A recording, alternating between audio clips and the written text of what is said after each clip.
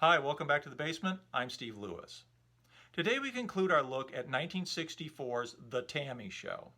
And I apologize if last week's episode was a little unsatisfying.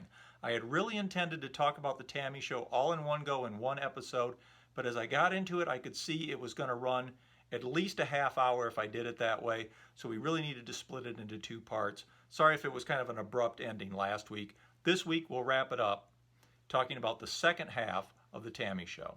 Part 2 of the show begins immediately with the West Coast acts. You got Jan and Dean doing Little Old Lady from Pasadena and Sidewalk Surfing.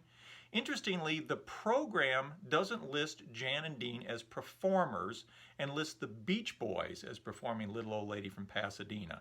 No idea what happened there, but you get Jan and Dean immediately followed by our old friends the Beach Boys who do their hits Surfing USA, I Get Around, Surfer Girl, and their current hit Dance, Dance, Dance. Dennis, as usual, is the coolest looking member of the band. At this point, he's got an almost impossibly perfect Beatle haircut that he knows how to shake at just the right time to get the girls to scream. The other guys have the hair basically combed back or over, more early 60s style. And for all the abuse they would later take about the matching striped shirts, at this point, the West Coast guys are far more casual than anybody else on the bill. The Beach Boys, they're wearing the striped shirts, but they're not wearing jackets.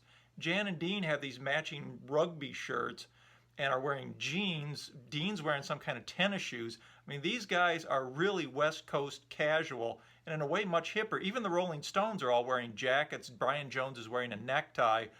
The West Coast has a different kind of vibe at this point.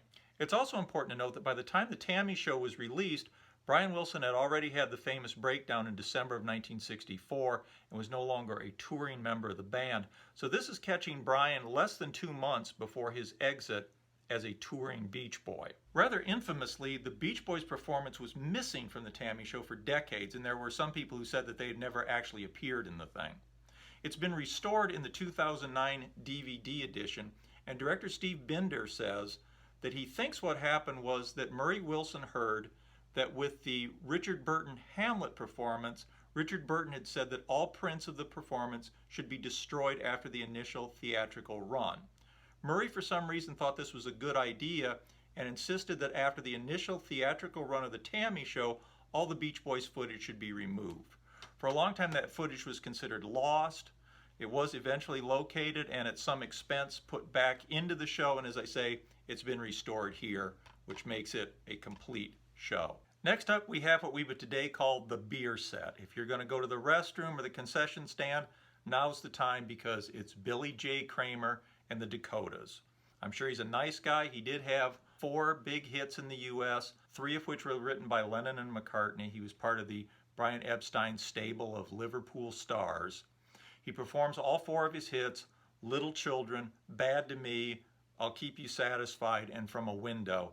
But he is just not a compelling performer. He has a sort of bewildered, big-eyed look that if you've ever seen Andy Kaufman do Foreign Man, Billy J. Kramer kind of looks like that. It is, I have to say, a very unremarkable performance. Next up, we have the last of the 3 Motown acts and the big chart powerhouse on the bill, the Supremes. The Supremes had had 3 consecutive #1 hits in 1964, Where Did Our Love Go?, Baby Love, and Come See About Me. They were just beginning their Imperial phase and would have 3 more #1 hits in 1965, Stop in the Name of Love, Back in My Arms Again, and I Hear a Symphony. Strangely, the Supremes chose to perform 2 of their more minor early hits on the TAMI Show, When the Love Light Starts Shining in His Eyes and Run, Run, Run, along with their big hits Baby Love and Where Did Our Love Go? The Supremes' performance is followed by far the most obscure act on the bill, the Barbarians, who almost nobody had heard of at the time,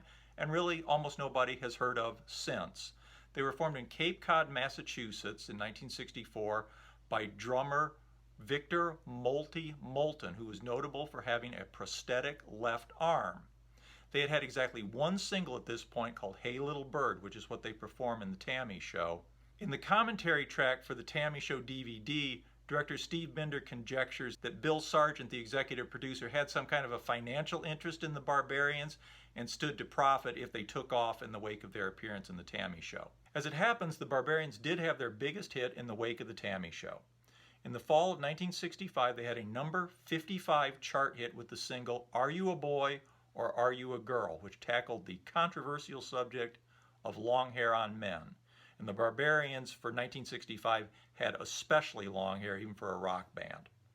They did 2 more singles, including the autobiographical Molty, before they called it a day. If they're remembered today, it's probably for the inclusion of Molty in the original Nuggets package, and on the expanded Rhino CD set, you get Molty and their hit, Are You a Boy or Are You a Girl? Also, they were famously name-checked by the Ramones on their End of the Century album in 1980 in the song Do You Remember Rock and Roll Radio? But that was about it for the Barbarians. Their performance is exciting. Their vocals are a little off in places. It's not a great performance, but it is exciting. Part of the problem for them may have been appearing directly before James Brown and the Famous Flames. James Brown had been huge on the R&B charts since 1956 when he had a number 5 R&B hit with Please, Please, Please, but he was just beginning his run on the pop charts. James Brown had had some minor top 40 pop hits between 1960 and 1964, the biggest of which was Prisoner of Love, which went to number 18. That was a cover of a 1946 Perry Como hit. As you can imagine, James Brown's version and Perry Como's version are very different. His most recent hit single was Out of Sight, which went to number 24. His performance in the TAMI Show is a star-making turn, which brought him to the attention of an entirely new audience. People often talk about the fact that teenagers had never seen anything like James Brown. If you hadn't seen James Brown, I can safely say you had never seen anything like James Brown. It's an incredible performance. He does the new single Out of Sight, Prisoner of Love, Please, Please, Please, and Night Train. According to director Steve Binder, when he saw him many years later, James Brown said that his appearance on the TAMI Show was the best thing he ever did. The theatrics are incredible, and it is an unforgettable performance. Apparently there had been some argument about whether the Rolling Stones or James Brown should close the TAMI Show. Wisely, James Brown went ahead and went first. His performance was so memorable that there was really nothing that even the Rolling Stones could do to dull its impact, and it did seem to open him up to a much bigger pop audience. The next year and a half would bring 3 top 10 hits, Papa's Got a Brand New Bag Part 1, I Got You, I Feel Good, and It's a Man's World. And of course, James Brown would remain a fixture on both the pop and R&B charts for many years to come. And closing out the TAMI Show is England's The Rolling Stones. And I notice in 1964 in America anyway, they're not called the Rolling Stones, they're called the Rolling Stones. Ed Sullivan introduces them like that. They're called that in the TAMI trailer. Jan Berry introduces them in the TAMI Show as the Rolling Stones. In his famously condescending and insulting introduction of the Rolling Stones on the Hollywood Palace earlier in 1964, Dean Martin had called them the Rolling Stones, but he had such an affected and weird way of speaking that you really can't tell. But it seems to be 1964, everybody called them the Rolling Stones. Well, anyway, the Rolling Stones had only had 3 minor U.S. hits at the time the TAMI Show was filmed, all from the summer of 1964. They'd had Tell Me You're Coming Back to Me, which went to number 26, It's All Over Now, which went to number 24, and their biggest hit, Time Is on My Side, which would eventually go to number 6 at the end of 1964, but was not that large a hit in October of 1964 when the TAMI Show was taped. They are, of course, compelling performers and do get a huge reaction from the audience. But they certainly had not had the kind of chart success that many others on the bill had had, notably Leslie Gore, the Beach Boys, and the Supremes. In fact, they had had less chart success than anybody else on the bill apart from the Barbarians. The Stones do turn in an electrifying, memorable performance, and they get a huge reaction from the audience. They have definitely kicked it up a notch because they're following James Brown, and Mick Jagger seems to be copying some of James Brown's moves, which is a little bit embarrassing. They perform Around and Around, Off the Hook, which won't be released until later in 1965, their current hit Time Is on My Side, It's All Over Now, I'm All Right, and they lead the ensemble at the end in the song Let's Get Together, which is not really a Stone song, it's something written for the TAMI Show. All the performers that have performed come back onto the stage. There's hijinks as they close things out. People running around the stage. Jan, Dean, and Mike Love carry Dennis Wilson across the stage.